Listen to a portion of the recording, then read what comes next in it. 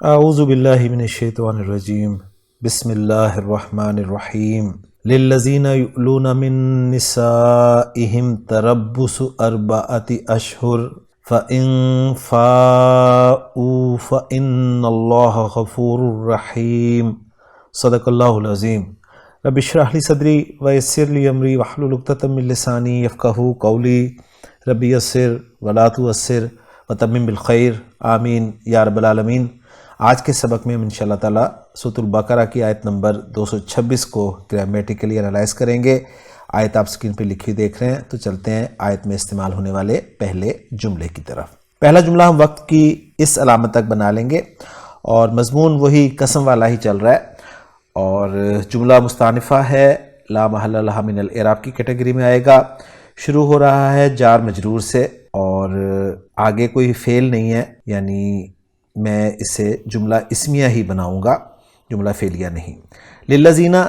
یؤلون، اب یہاں پر آپ کہیں گے کہ یؤلون فعل آ تو رہا ہے، لیکن یہ یؤلون فعل جو ہے یہ الذین اسم موصول کے لیے صلہ ہے۔ مقصد کہنے کا یہ ہے کہ موصول و صلہ مل کر جو ہے وہ لام جارہ کے لیے مجرور بنے گا، اور آگے پھر کوئی فعل نظر نہیں آ رہا ہے، اس لیے میں اسے جملہ فعلیہ نہیں بنا رہا۔ تو لام جارہ ہے، اس کے بعد الذین اسم موصول ہے، محلاً مجرور قرار دیا جائے گا، اور یؤلون یہ صلۃ الموصول ہے۔ حمزہ لام واو مادہ ہے، باب افعال سے استعمال ہوا ہے، نارمل بنے گا اعلوا یؤلو اعلاون، اور چینجز کے بعد جس میں محموز کے قواعد بھی اپلائی ہوں گے، یعنی محموز الفا، اور پھر ناقص واوی کے قواعد بھی اپلائی ہوں گے، تو بن جائے گا جی اعلی یؤلی ایلاً۔ اس کے معنی ہے کوتاہی کرنے کا عہد کرنا، کوئی کام نہ کرنے کی قسم کھانا، اور آیت کا ریفرنس بھی خان صاحب نے یہی دیا ہے۔ یؤلون فعل با فاعل ہے، واو ضمیر مرفوع متصل فاعل ہو گیا، من نسائہم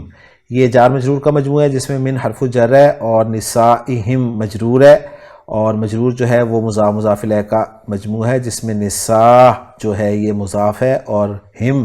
جو کہ اصلاً ہم تھا، ما قبل زیر ہونے کی وجہ سے ہم بن گیا، یہ ضمیر مجرور متصل مضاف الیہ ہے۔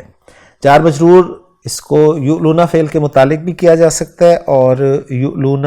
فعل میں جو ضمیر ہے اس کا حال بھی بنایا گیا ہے۔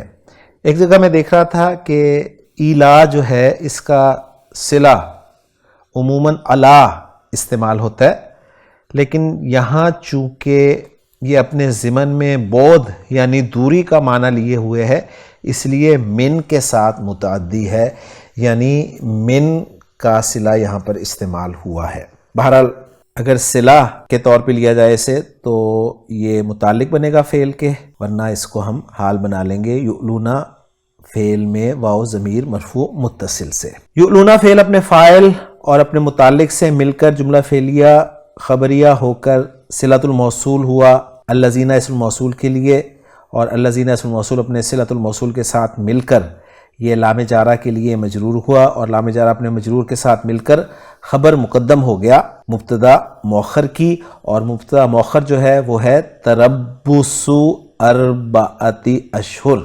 جس میں تربص مضاف کے طور پہ استعمال ہوا ہے، را با صاد مادہ ہے، آپ سکرین پہ دیکھ رہے ہیں، باب تفاعل سے استعمال ہوا ہے، تربصا یتربصو تربصن، بتکلف طاق لگانا یعنی تکتے رہنا، منتظر رہنا۔ تربص مضاف ہے جس کا مضاف الیہ اربعہ عدد ہے، اور ہم جانتے ہیں 3 سے لے کے 10 تک کے جو اعداد ہیں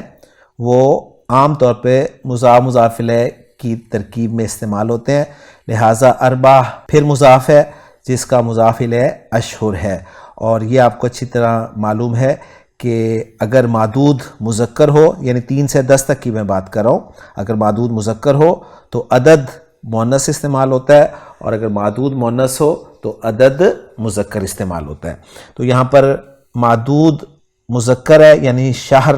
مہینے کو کہتے ہیں، اس کی جمع اشہر آئی ہے،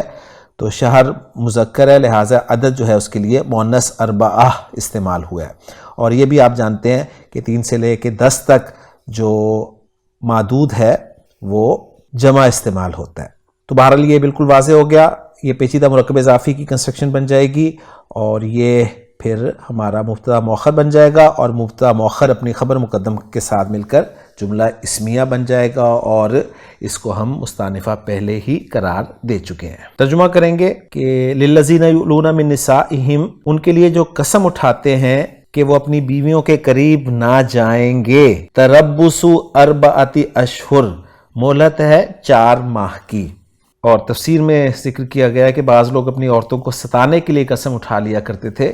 کہ وہ ان کے قریب نہ جائیں گے، اس طرح عورت نکاح میں بھی رہتی اور حقوق زوجیت سے بھی محروم ہو جاتی۔ قرآن نے اس ظلم کا بھی خاتمہ کر دیا اور فرمایا کہ اگر 4 ماہ کے اندر تم نے اپنی یہ قسم توڑ دی تو عورت تمہارے نکاح میں رہے گی، تمہیں صرف کفارہ ادا کرنا ہوگا، اور اگر 4 ماہ گزرنے پر بھی تم نے اپنی قسم نہ توڑی تو نکاح ٹوٹ جائے گا اور یہ طلاق رجعی ہوگی، اور عورت کو حق حاصل ہوگا کہ وہ کسی دوسرے شخص سے نکاح کر لے۔ ایسا نہیں ہو سکتا کہ تم عورت کو اپنے نکاح میں بھی جکڑ بند رکھو اور اس کے حقوق زوجیت بھی ادا نہ کرو، البتہ اگر وہ اپنی خوشی سے پھر اسی سابق خاوند سے نکاح کرنا چاہے تو کر سکتی ہے۔ اس کے بعد اگلا جملہ جو ہے ہمارا فا سے شروع ہو رہا ہے، فا کو ہم استنافیہ مان لیتے ہیں، ان شرطیہ ہے، اور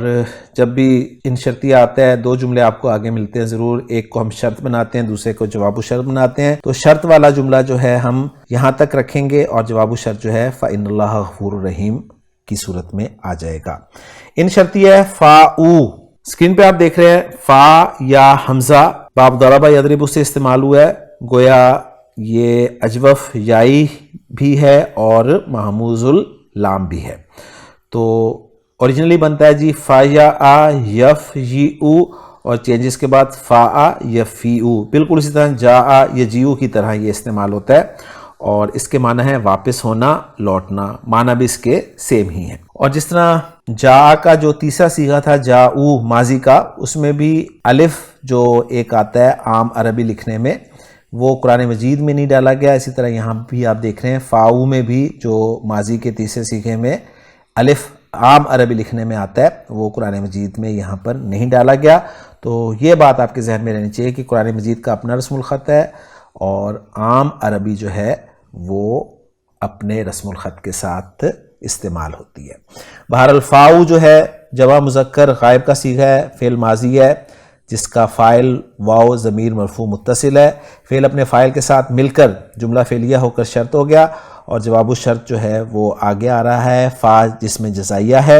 اور انا حرف ظروف مشبہ بالفعل جس کا اسم جلالہ منصوب اور 2 خبریں غفور رحیم مرفوع آپ دیکھ رہے ہیں، انا اپنے اسم اور دونوں خبروں کے ساتھ مل کر جملہ اسمیہ بن گیا، اور جملہ اسمیہ ہو کر یہ جواب الشرط ہوا، شرط اور جواب الشرط مل کر جملہ شرطیہ بن گیا۔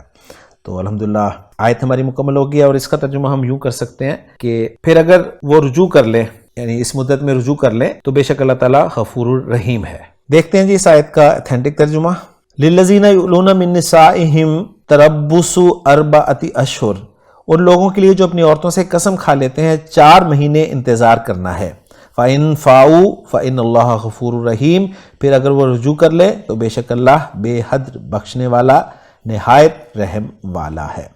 انشاءاللہ تعالیٰ اگلے لیکچر میں اگلی آیت کے ساتھ آپ سے ملاقات ہوگی۔ سبحانک اللہم و بحمدک، اشہد ان لا الہ الا انت، استغفرک و اتوب الیک۔